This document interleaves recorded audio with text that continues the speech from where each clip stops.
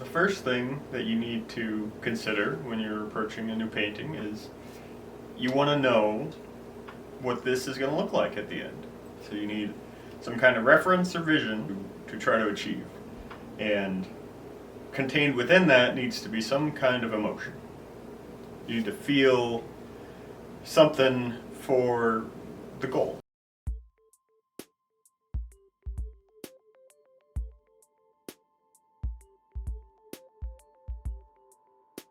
Obviously, you need your canvas, your surface to work on. You need your brushes. Another good thing to have are your palette knives.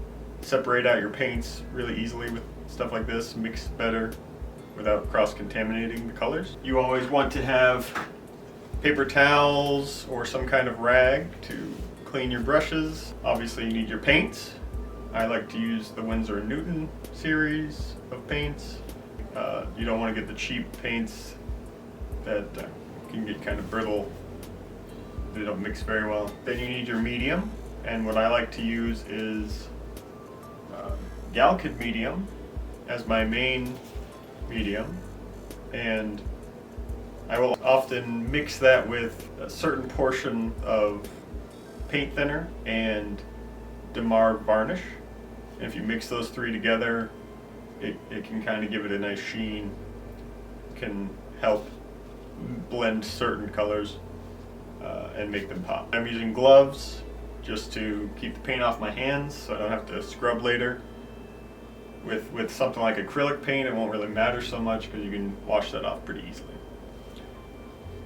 I'll list the colors that I'm using here, and to first get started, we're going to show you how to soften edges, because almost every edge that you want to create, almost every edge in nature is a soft edge.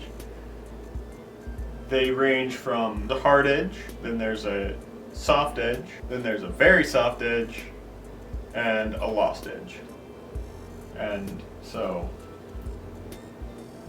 I'm going to show you an example of that now. In order to make any illusion here work, as far as realism, we need to start with values. As soon as possible, we try to get the darkest darks and the lightest lights, so we have that range. With my medium and some ivory black paint, we will make our first marks. And with this reference, something like right there.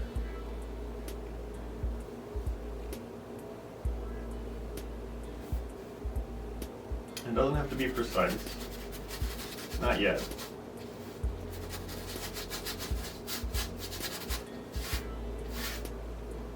We're just getting something down to work with.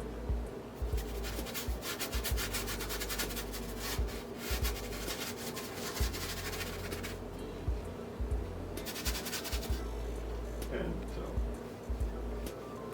just making decisions, trying to stay close to the reference, but not completely necessary to be perfect yet.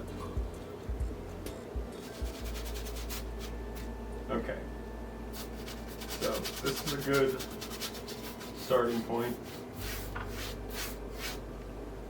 And it's just ghosting in what I eventually plan to place there. Using the paint that's already here. Okay. So this right here is going to be the darkest dark.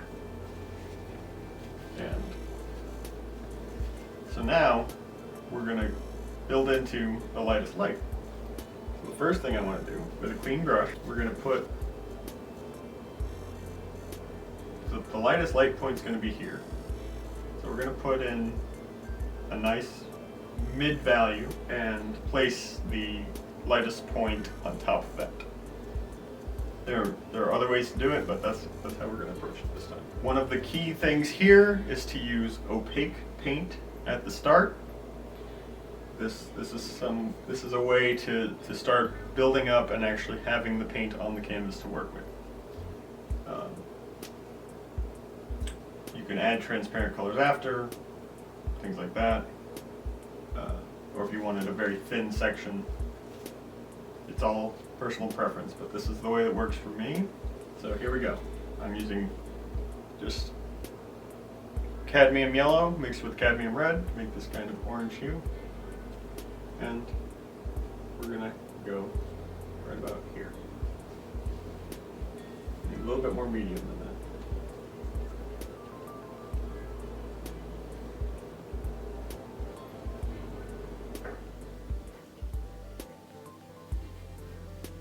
And we blend it in with the shapes that are already there, just to make those edges softer. You got a little too much dark mixed with that, and you just pick it up. It's not a big deal right now. We want a little bit more red for this particular spot. Something like that.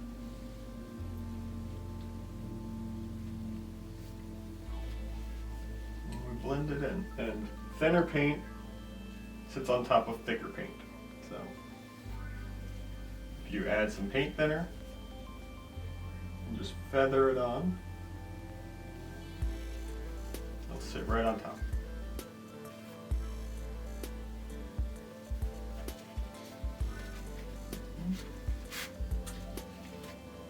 Alright, so that's, we'll fill in this little section over here a little bit, but that's pretty much all we need to focus on right now. We'll do this as it goes down and out.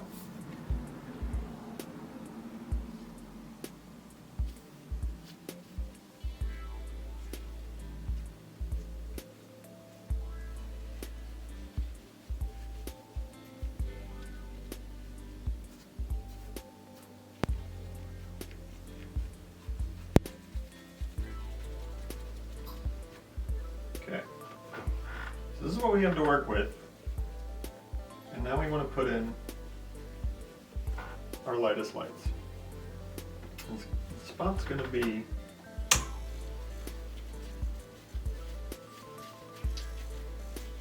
right about here. You use a Q-tip or paper towel just to try to maintain some kind of purity to the whites we're about to put down.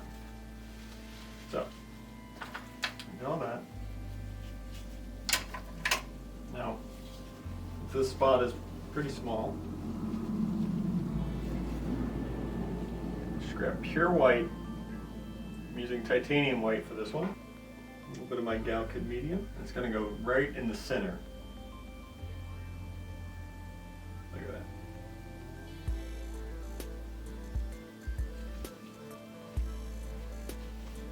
And the thing you got to remember is to keep the edges soft. So keep the center pure, soften the edges. You wipe off your brush, make it clean, dry brush, and blend those edges. And that makes it feel a little bit more real. It makes everything, if you soften every single edge, then the entire canvas, the entire work, will feel harmonized. There'll be a harmony to it because it all blends into each other as if it were one single thing. So we're not quite done yet with this glowing point because we want a kind of transition color, a color outside of the bright point that makes it feel like a light. So in order to do that, you want something with high saturation. A little bit of cadmium yellow and Indian yellow. Almost always put medium on your brush. Almost always. And we're just going to feather that in around the light.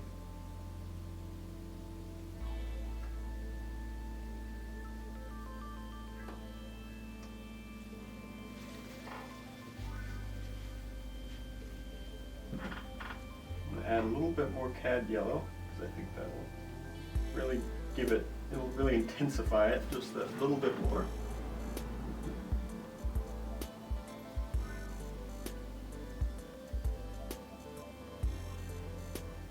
Try to maintain the shape you want. And there you go, that's the brightest point in the painting now. So everything else around it can get darker. And this is the darkest point, so it's going to be between those two.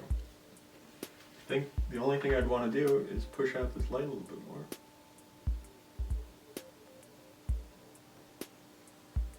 Just really break it up. So that's a solid point. Like this area is now an anchor point. I want to push this in a little bit more, but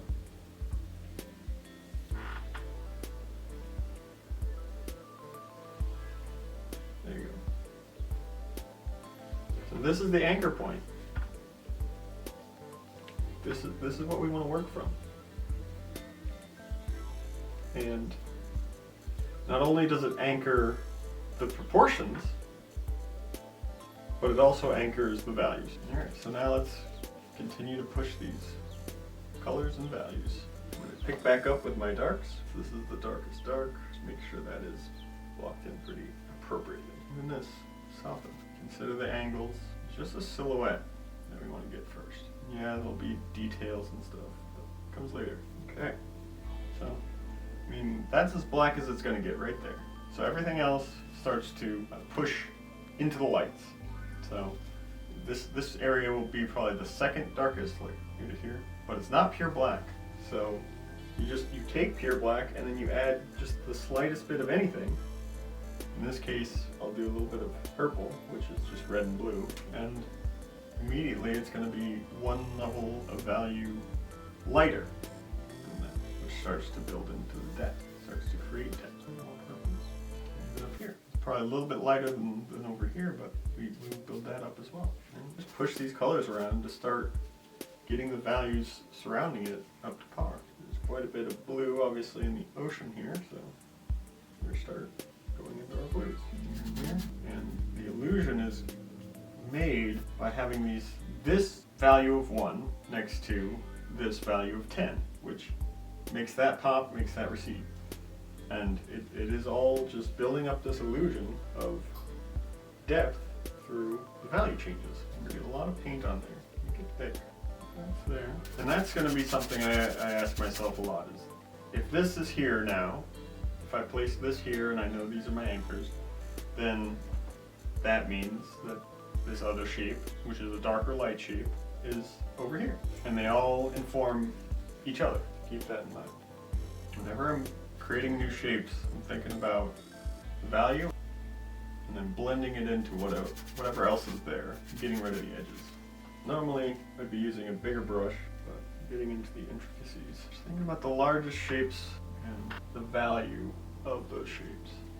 Darkest darks, lightest lights, warmer. Try to hold the image, the reference in your mind at all points, at all times, from the very start. Don't look into anything, just hold what you're seeing, the entirety of it. And I try to make sort of shifting directions, changing strokes, these kinds of things. Try to make that important. Use some Canada orange. And once we get, once the canvas is covered completely, that's the block-in. That's just the first stage. So this requires patience. Patience and confidence that what you're doing will have a beautiful end result. I think one of the other important things is that when you get in tune with this, because from a blank canvas to the final result, there's a long path that you have to go through, and the important thing is to listen. Your intuition communicates with the canvas, says like, okay, over here we need a big solid stroke. Over here you need to softly add a little bit of color. Things like that is constantly being communicated through. It's all internal, but it's based on what is happening here. So this informs you, you inform it, and so on until there's nothing else to be said. I know I said I was going to be patient with this, but I'm losing a little patience. So I'm just going to cover the canvas with a large brush now. So this area and the last. So we got the canvas covered, and this is just the block-in stage. This is just to help facilitate the shifting into the accurate representation of what the scene is. So nothing here is too precious. We can paint over, break down, remove, add. We can do anything to it. And so at this stage, I'm just going to go over it. We're gonna use a palette knife here and basically blend in everything here, lift up some paint, make it not as thick, make it workable, so that if I add new paint, it won't mix in quite as much, and it can be really fresh. On top of that, this adds some kind of textures, smooths certain areas out, just makes it more interesting. So there's a lot of reasons to do this. So might look like I'm tearing apart a lot of what we've accomplished, but it's for the greater good. Any areas that we're not completely covered up, I can kind of push the paint around there too. The only area I'm going to avoid is the nice glowing light source. That I want to keep as is. I'll modify it later, but that's it. We just have fun with it, you know?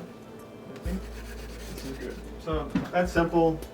It's a little bit, everything's a little bit thinner. There's smooth areas, there's rough areas. Just makes it more interesting and something we can play with. And one more important thing is remember to take breaks pretty regularly. You don't want to numb yourself to what you're trying to accomplish here. So I would say 30 to 45 minutes, maybe even an hour if you're pushing it. Always take some breaks to reset your mind. This is, I think, it's key to accomplishing great art quickly. So let's clean the palette. The brush is clean. I use a scraper to clean up the palette. There you go.